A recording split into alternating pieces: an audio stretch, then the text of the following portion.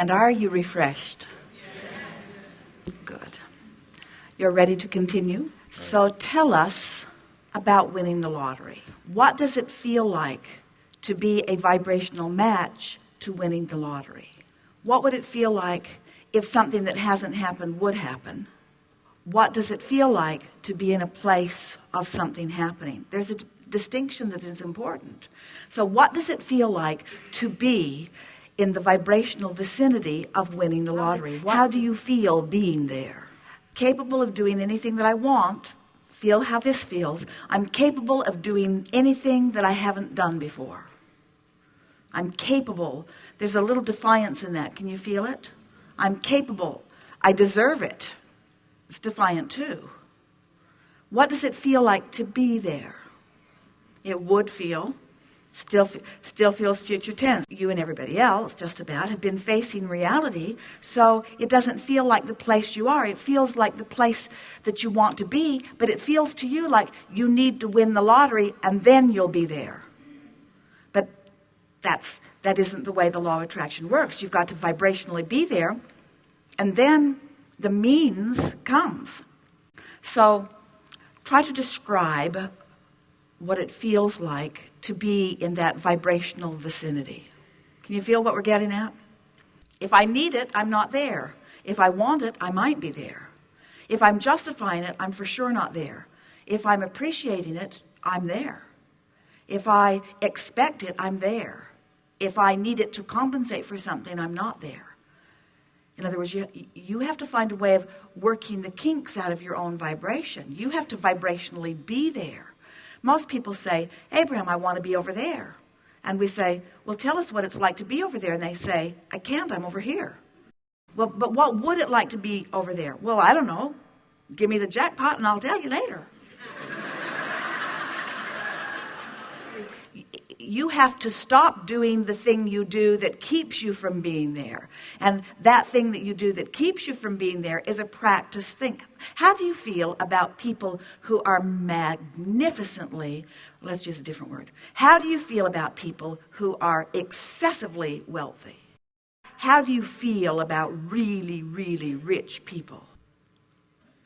It's important because you're telling us you want to be one. And if you want to be one, then you got to really appreciate those who are that. And most people don't. Most people say, well, I'll be different when I'm rich. I'll be rich, but I'll be nice.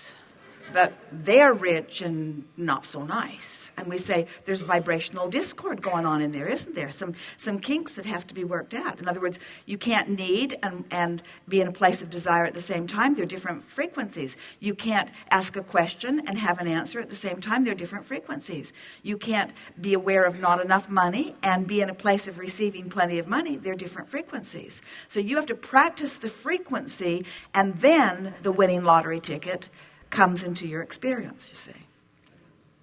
So what does it feel like to be in the vibrational place of large amounts of money flowing through your creative experience? What's that like? You're trying to overcome a burden. And we started there today. You can't overcome a burden because the burden gets bigger when you look at the burden. So you have to not do that. So now, we want to talk about this because if you are ready, what do you do with that kind of money? Is there a bank you could put it in?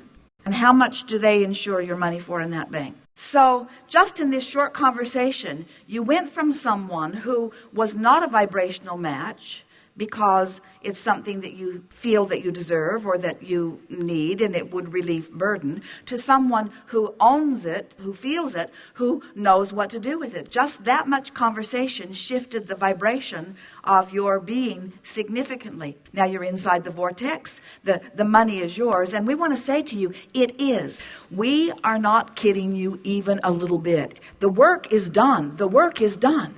Now, what you must do in order to have the manifestation of it is you got to get in the vortex and hang around there for a while. But you don't have to stay long in order to get the feeling of it. And this is the piece that we so want you to hear.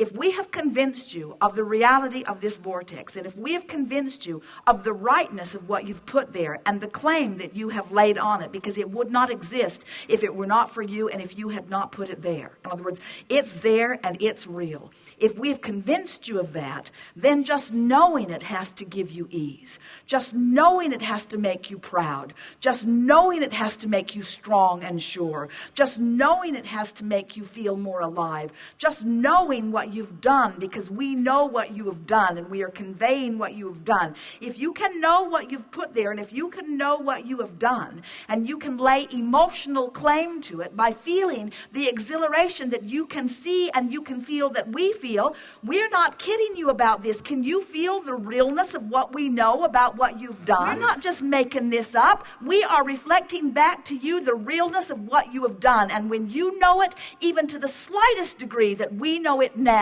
it must manifest for you. But we don't want you to get in the vortex to make it manifest. We want you to get into the vortex because we want you to feel like this. So people say, how you doing? You say, I got my vortex. What does that mean? It means plenty. It means everything. It means everything. It's life. It's who I am. It's why I'm here. It's what I'm about. Don't just go flapping off to other people about it who don't get it, because they'll just think you're crazy. But when you know it as you know it now, and you get in there in whatever way you can. Jerry and Esther were driving. They stopped at a rest stop in the monster bus, and as they were pulling out, a man was getting out of one of the 18-wheelers who was stopped. And as Esther looked at him, she smiled broadly at him, and he gave her both thumbs up. Both thumbs up in appreciation of that beautiful monster bus. And Esther, she could not smile a big enough smile back at him. And she wanted to turn on the loudspeaker, that she doesn't have what she wants. Take the CB and say to him, this too shall be yours. In other words, anytime you give 2 thumbs up to anything and you feel that way in that moment, you're in the vortex. You are lined up with what you've put there, you see. We have enjoyed this immensely. There is great love here for you. And as always, we remain blissfully and eternally in the vortex.